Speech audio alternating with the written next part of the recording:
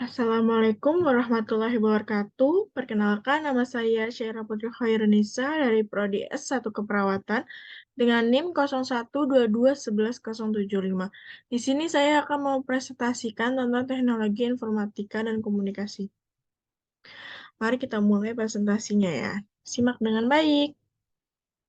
Pertanyaannya, buatlah perbandingan Undang-Undang Perlindungan Data Pribadi di Indonesia dengan General Data Protection Regulation atau GDPR Uni Eropa dan jelaskan apa sajakah yang di-cover dan bagaimanakah sanksi hukumnya bila melanggar.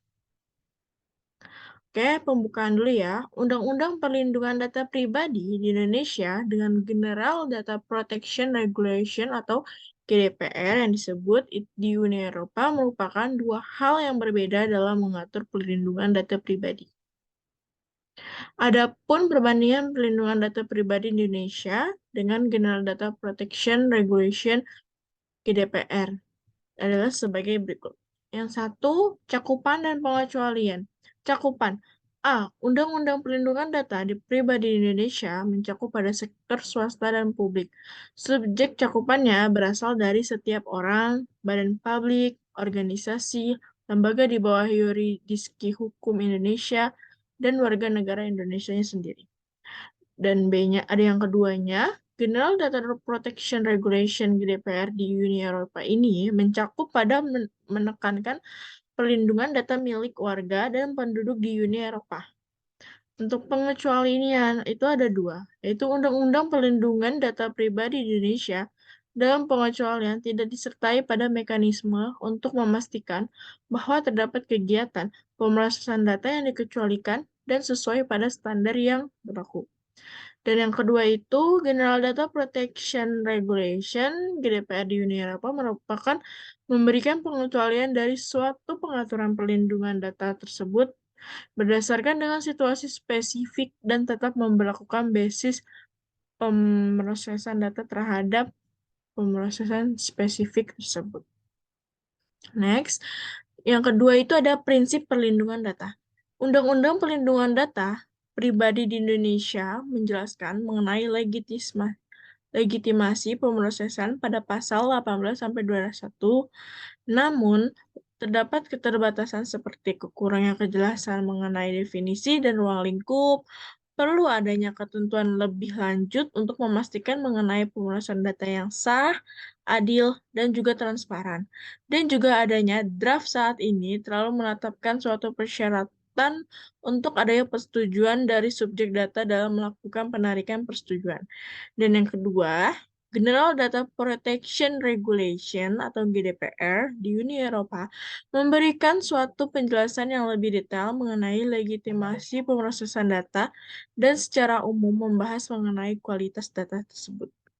Dan yang ketiga ini ada hak subjek data, yaitu Undang-Undang Perlindungan Data Pribadi di Indonesia mengakui mengenal hak subjek data pada pasal 4 sampai 14 diantaranya yaitu hak diinformasikan, hak untuk memperbaiki mengenai hal penyelesaian data pribadi sebelum diproses oleh pemroses, hak untuk mengakses data pribadi yang bersifat tidak akurat, hak untuk menghapus, hak menarik suatu persetujuan, hak untuk mengakses data pribadi, tidak tunduk terhadap ketetapan yang hanya berdasarkan pada pengambilan keputusan individu.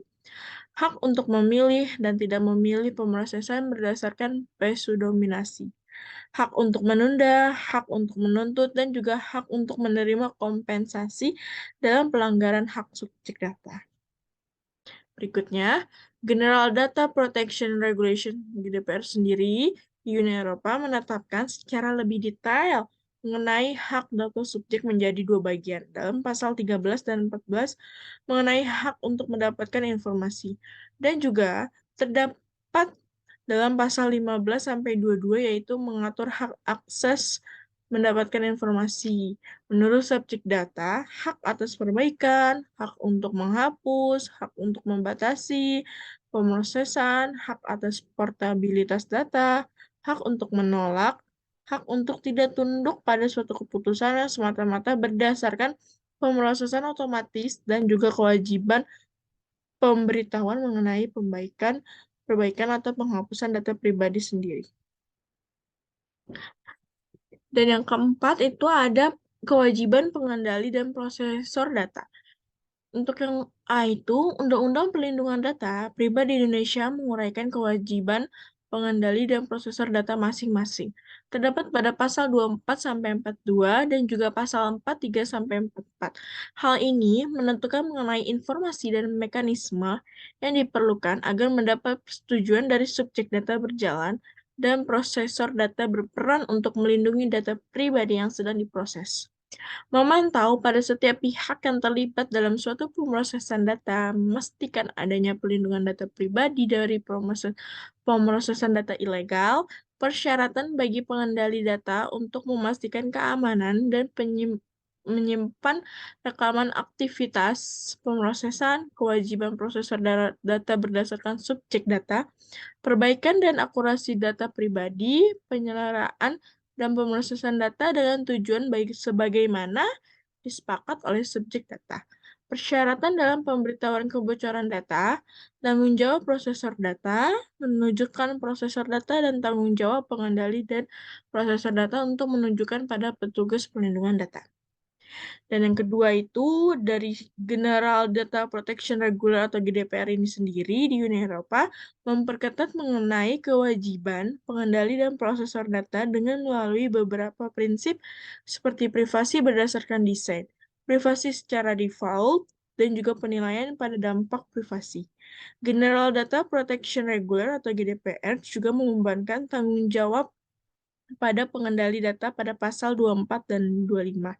Untuk menerapkan perlindungan data berdasarkan desain dan default pada pasal 35 dan 36 untuk menguraikan mengenai kewajiban otoritas pengawasan independen dalam melakukan suatu penilaian dampak perlindungan data dan berkonsultasi dengan otoritas pengawasan independen sebelum memproses data, terutama pada penggunaan teknologi baru yang dapat berisiko tinggi dan adanya pelanggaran hak dan kebebasan individu. Yang kelima itu ada transfer data internasional. Undang-Undang Perlindungan Data Pribadi Indonesia terdapat mekanisme pengamanan arus data lintas batas yaitu adanya syarat perlindungan yang memadai pada pasal 491A termasuk pada adanya kesepakatan internasional antar negara sebagai suatu pengamanan dalam praktik transfer data internasional. Akan tetapi, belum adanya suatu penjelasan mengenai indikator kecukupan, prosedur pemeriksaan, dan juga mekanisme pemantauan yang akan menentukan suatu negara dapat memadai dalam melakukan transfer data internasional. Yang kedua, untuk General Data Protection Regulation GDPR di Uni Eropa ini sendiri memprioritaskan mengenai mekanisme untuk melindungi transfer data internasional, yaitu kecukupan pada tingkat perlindungan data pribadi, pengamanan yang layak disediakan oleh pengendali maupun prosedur yang terkait, dan juga pengaturan perusahaan yang mengikat. Namun, apabila tidak terdapat mekanisme, maka General Data Protection Regulation (GDPR) dapat mengatur lebih lanjut mengenai mekanisme perlindungan aliran data internasional yang terdapat dalam pasal 49 mengenai pengurangan keberlakuan pengaturan untuk situasi transfer data yang spesifik. Kedua, peraturan tersebut mempunyai suatu fokus yang sama, yaitu terletak pada perlindungan data pribadi, hak individu, persyaratan keamanan data, dan juga tanggung jawab mengenai entitas memproses data pribadi. Akan tetapi, memiliki perbedaan mengenai rincian dan implementasi pada peraturan berdasarkan pada yurisdiksi dan konteks hukum yang berlaku di Indonesia maupun Uni Eropa. Selain itu, adapun terdapat sanksi atau hukuman yang dapat diberlakukan apabila terjadi suatu pelanggaran terhadap Undang-Undang Perlindungan Data Pribadi di Indonesia dan GDPR di Uni Eropa, yaitu sebagai berikut. Yang A, Undang-Undang Perlindungan Data Pribadi Indonesia, yaitu ada satu, sanksi administratif. Sanksi administratif tersebut ialah apabila terjadi pelanggaran terhadap undang-undang tersebut, maka sanksi administratif dapat diberikan berupa denda dengan jumlah yang akan ditentukan oleh otoritas yang berwenang dan besaran denda tersebut ditentukan berdasarkan suatu klasifikasi pada pelanggaran dan ketentuan yang terdapat dalam undang-undang. Untuk yang kedua, pemblokiran kegiatan pemrosesan data. Apabila terjadi pelanggaran yang serius, undang-undang juga dapat memberikan kewenangan bagi otoritas yang berwenang untuk memblokir suatu kegiatan pemrosesan data. A. General Data Protection Regulation (GDPR) di Uni Eropa, yaitu ada satu denda administratifnya, yaitu apabila terjadi pelanggaran GDPR, maka otoritas pengawas data di Uni Eropa mempunyai kewenangan untuk memberikan denda yang signifikan dengan jumlah mencapai 20 juta euro atau 4% dari total omset tahunan global dan tergantung pada jumlah dari kedua nilai tersebut. Untuk yang kedua itu ada sanksi tambahan, yaitu apabila terjadi pelanggaran, maka otoritas pengawas data juga dapat memperlakukan sanksi tambahan seperti misalnya pada peringatan, teguran, kewajiban, melakukan audit, dan juga suatu larangan mengenai pemrosesan data. Perlu diingat bahwa sanksi yang diberlakukan bervariasi tergantung pada suatu tingkat pelanggaran dan dampak yang ditimbulkan dan juga kebijaksanaan otoritas pengawasan data yang berwenang. Selain itu, secara spesifik, sanksi yang diberlakukan diatur dalam undang-undang dan peraturan yang berlaku dalam masing-masing yurisdiksi. Maka dari itu, penting untuk merujuk pada undang-undang yang berlaku dan juga sumber resmi yang terkait pada informasi yang lebih lengkap dan akurat mengenai suatu sanksi yang berlaku. Oke, sekian dari penjelasan dari saya yang menurut saya mengerti. Kurang lebihnya mohon maaf. Wassalamualaikum warahmatullahi wabarakatuh.